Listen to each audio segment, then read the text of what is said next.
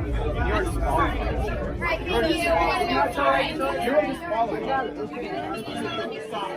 He is disqualified. No way he can be president. They're dead.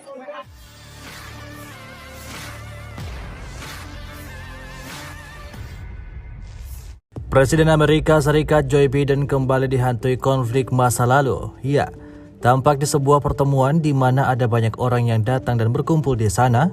Biden tanpa sengaja bertemu dengan salah seorang pria yang merupakan veteran perang di Irak. Saat bertemu dengan Presiden Amerika Serikat Joe Biden, ia tak ingin menyianyiakan kesempatan.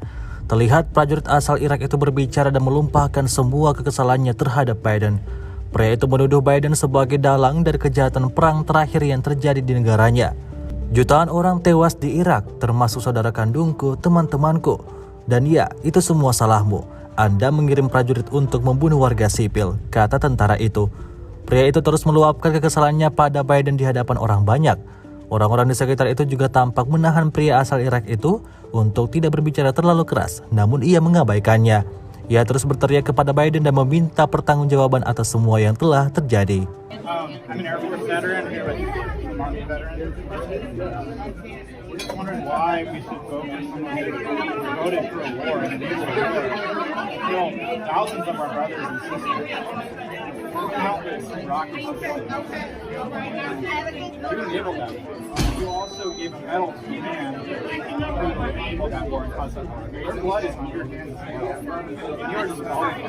And you're disqualified. You're disqualified. My friends are dead. Because of your fault. So is my son who was in Iraq. Okay?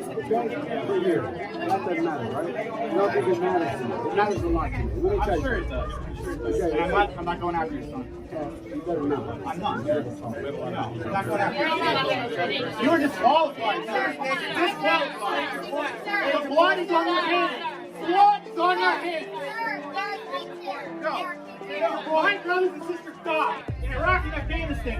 And he enabled that to happen. He enabled that to happen. He is disqualified. He is disqualified. No way he can be president. They are dead. Millions are dead in Iraq. He will not be allowed to be president. Disqualified. Trump is more anti-war than Joe.